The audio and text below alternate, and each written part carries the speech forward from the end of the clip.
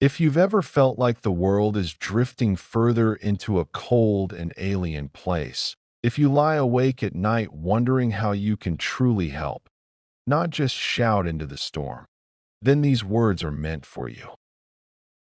For those who want to make an impact without becoming another noisy voice in an already crowded room.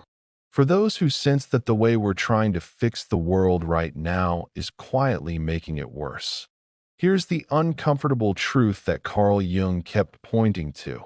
When we wage war against evil out there, we unknowingly recruit the darkness we think we're defeating. The more we fight each other, the better we get at conflict, and the weaker we become at loving. We're taught from early on to manage external problems, to fix other people, to diagnose what's wrong with the world as if it's a broken machine. Pointing, blaming, campaigning, attacking. Meanwhile, the battlefield that truly decides everything, our inner space, remains untouched. Like a house with an unlocked door, but we never step inside. You've surely seen it. People marching to erase hatred, but hating their opponents with sharp precision. Activists drowning in burnout. Parents exhausted from directing everyone's behavior, but starving for their own breath. We're trained to help unasked, to force our remedies on those not ready, to shove insights down closed throats like medicine. And we call that love. But forced love is just control wearing a holy crown. It leaves us empty, resentful, suspicious of compassion itself. And right here, allow me to invite you to pause for a moment, take a deep breath, and imagine how we can connect more closely in this search. If these thoughts are starting to touch the recesses of your heart, consider subscribing to the Metacita channel, a place where we build a more beautiful and peaceful world together, starting with small changes within ourselves. Turn on the notification bell so we keep strengthening each other and growing together on this meaningful journey. Jung would call this the projection machine. Everything we refuse to face within ourselves, we export to the outside world and then battle with holy fervor. The tyranny we fight out there is the unchecked tyrant within, the part that's hungry for certainty, purity, dominance. The more we ignore our shadows, the more we fill the world with enemies.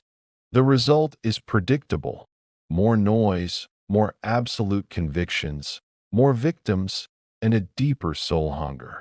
As Jung said, until you make the unconscious conscious, it will direct your life, and you will call it fate. If you want the world to become softer, you have to become the place where that softness happens. Not as a performance, not as a brand, but quietly and sincerely. Truly, the only way to help the world is to become an example of the reconciliation it's starving for. This isn't selfishness, it's wise stewardship. People don't change because we lecture them. They change because our presence makes another way feel possible. One person no longer at war with their inner life means one less person recruiting war outside. Modern society's systems, with all their sophistication, often act as subtle barriers preventing us from returning to our inner center. It's not a deliberate conspiracy, but the outcome of collective patterns that Jung called the collective unconscious, undercurrents shaping social norms, where value is measured by external productivity, visible achievements, and shallow connections. Social media, for instance, isn't just entertainment. It's an architect shaping our perception of reality, pushing us to compare ourselves to polished snippets of others' lives, making us forget that true happiness is born from depth, not from likes or instant validation. An economy based on endless consumption demands we keep moving outward, buying, achieving, reacting to trends, until space for introspection feels like an unaffordable luxury. When we're caught in this loop, we lose touch with our inner intuition, which Jung described as the voice of archetypes guiding us toward balance. As a result, we become vulnerable to emotional manipulation, where sensational news or clever ads exploit our subconscious fears, pulling us away from the essential question: what does my soul truly need to thrive? In the midst of this chaos, we forget that world peace starts with inner peace, not from futile efforts to control the uncontrollable. As Jung warned, the collective unconscious isn't an enemy. It's a mirror we ignore, and that ignorance blinds us to our true potential. This is the turning point. Self-realization isn't an escape from responsibility. It's the birth of true responsibility. When you integrate what you've cast away, fears, envy, the need to always be right, you become less easily provoked, less available for manipulation. Your compassion stops being a performance and becomes a natural draw. Solutions start growing from you, not forced by you. This is how the world improves. One person who no longer needs enemies to feel whole. As Jung reminds us, one who looks outside dreams. One who looks inside awakens. So, what does being that example actually look like? Not slogans, but breath-by-breath practice. Start with small refusals. Refuse to gossip about wounds you haven't tended in yourself. Refuse to rescue people who didn't ask. Refuse to divert your discomfort onto today's villain. Instead, face the heat in your own chest and ask with Jungian courage, which part of me is speaking? What shadow is asking to be loved instead of discarded? When you do this, something subtle but revolutionary happens. Reality becomes less hostile, more intimate. Strangers on the street are no longer archetypes to fight. They're mirrors that teach. News is no longer a panic command. It's information to face clearly. A child's emotional outburst is no longer a personal attack. It's a small nervous system asking for regulation. You stop leaking unmet needs onto the world and start fulfilling them like a mature soul. Parents, this is world work disguised as homework. Teach your children early that anger is a message, not a verdict. Show them how to sit with shame without swallowing it whole. Let them see you apologize without crumbling. Create without permission and rest without guilt.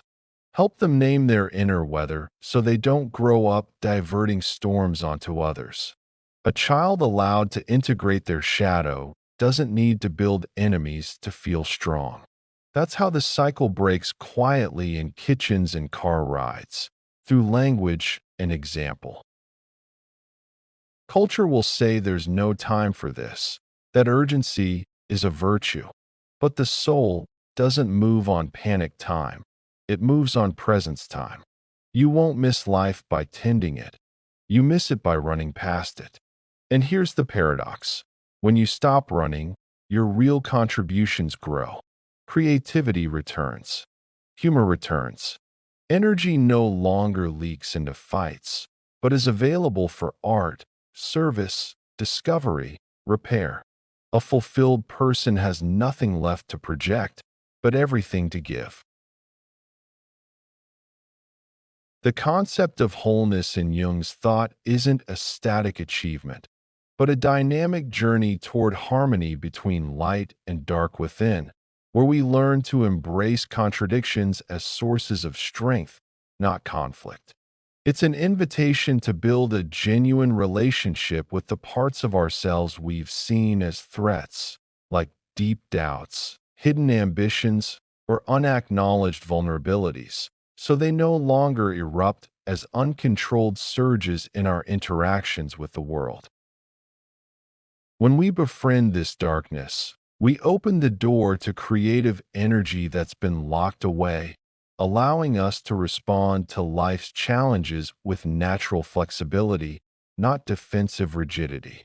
Imagine this as inner alchemy, turning the lead of fear into the gold of wisdom, where every encounter with the shadow isn't a battle, but a dialogue that enriches our understanding of humanity. The result is that we become more authentic in relationships, able to offer genuine empathy because we've learned to accept our own imperfections, making the space around us feel more inclusive and healing. Communities born from such wholeness aren't built on uniformity, but on complementary diversity, where social policies or change initiatives are no longer driven by superiority, but by true brotherhood. Jung teaches that wholeness is a process, not a goal. It is the dance between the conscious and the unconscious, leading us to true freedom.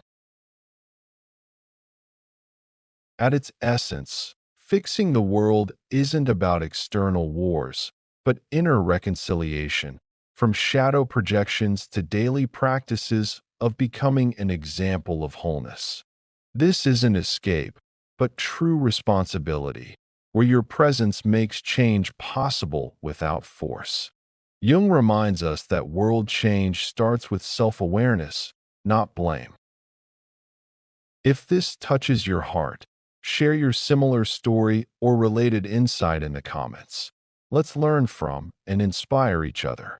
Suggest this content to those who might need it, because one share could be a reminder that change starts from within. And subscribe to Metasitta so we stay connected, growing together on the journey toward a more compassionate world. You are an important part of all this. Your healing is the world's healing. Keep showing up because the ripples you create will spread far, bringing the peace we all long for.